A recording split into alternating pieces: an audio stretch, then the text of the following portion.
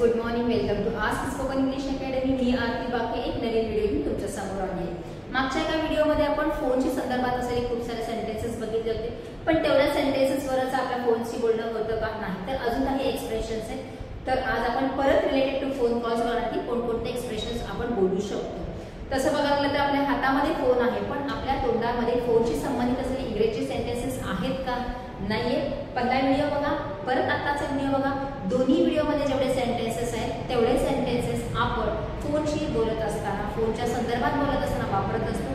ते मराठीमधला कट करून इंग्लिशमध्ये बोलण्याचा आता आपल्याला प्रयत्न करायचा आहे. सो सब सेंटेन्सेस ऑलरेडी आला रिटन. जसे की माझा फोन सायलेंटवर होता. खूप वेळा आपण फोनवर बोलत असताना बोलतो, अरे मी तर किती फोन केले, अगं नाही माझा फोन सायलेंटवर होता.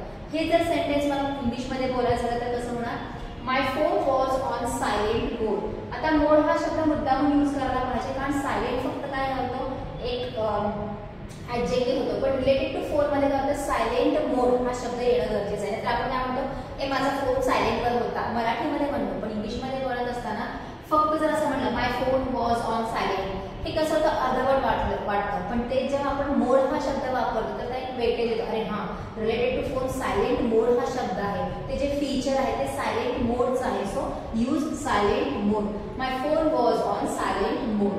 आता हेच जर वर्तमान काळ असला असता की माझा फोन सायलेंटवर आहे, तर झालं असतं माय phone is on silent mode. आता हे सगळे जे एक्सप्रेशन्स दिलेले आहेत ते जसेच्या तसे वापरायला पाहिजे असं नाही. You can change the tense according to your speaking. जसं की प्रेझेंट असेल तर पास्ट करू शकता, फ्युचर करू शकता, फ्युचर असेल तर प्रेझेंट किंवा पास्ट करू शकता. इट डिपेंड्स अपॉन की कधी तुम्ही तो सेंटेन्स वापरणार आहे. जसंच्या तसं वापरायला पाहिजे अशी काही गरज नाही. मी तुला खूप वेळा कॉल केला, म्हणजे आपण पुढच्या व्यक्तीला बोलतो, अरे मी तुला किती कॉल केला माहिती का तुला, तर हे सेंटेन्स कसं होणार, I called you so many times. Many times म्हणजे एक 4-5 वेळा, सो मेनी टाइम्स खूप वेळा फोन केला या अर्थाने. त्याच्यामध्ये तुम्ही मी तुला फोन करण्याचा ट्राय केला असं सुद्धा म्हणू शकता. So I tried you to call so many times असं सुद्धा त्याच्यामध्ये सेंटेन्समध्ये चेंजेस करू शकता. आवाज कट होत आहे, एखाद्या व्यक्तीसोबत बोलत असताना त्याचा आवाज ब्रेक होत असतो, तर त्याला काय म्हणू शकतो आपण, the voice is breaking. Break म्हणजे कट होणे.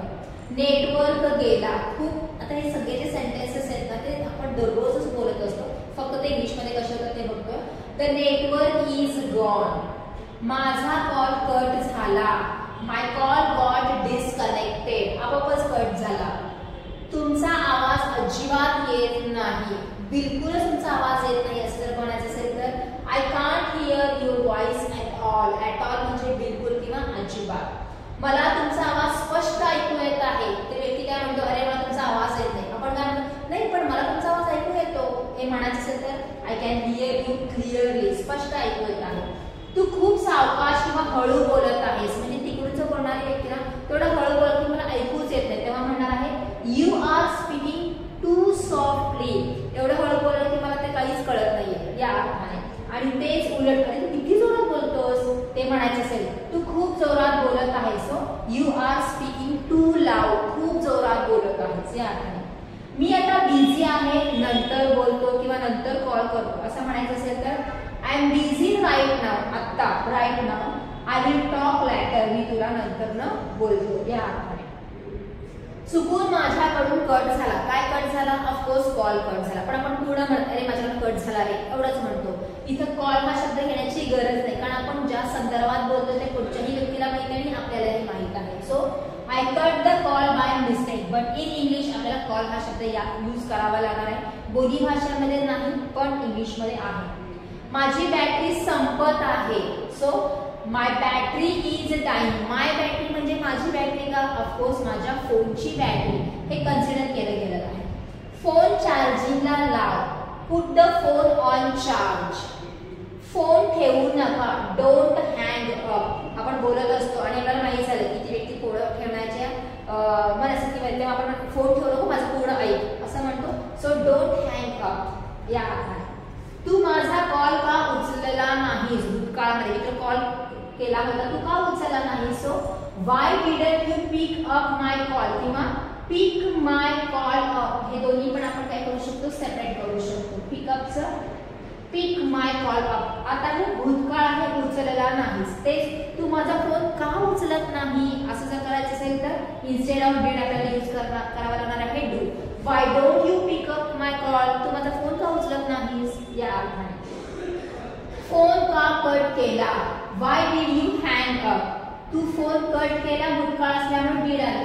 तू का फोन कट करतो या अर्थाने असेल तर व्हाय डू यू हँग अप असावा असता. मला तुझा कॉल आला नाही, एखादी व्यक्ती काय म्हणते अरे मी काल तुला किती कॉल केला पण मला तुझा कॉलच आला नाही असं आपण म्हणतो. So I didn't get your call म्हणजे त्याच्याकडून रिंग केलेला आहे पण मला आलेला नाही. So I say I didn't get your call.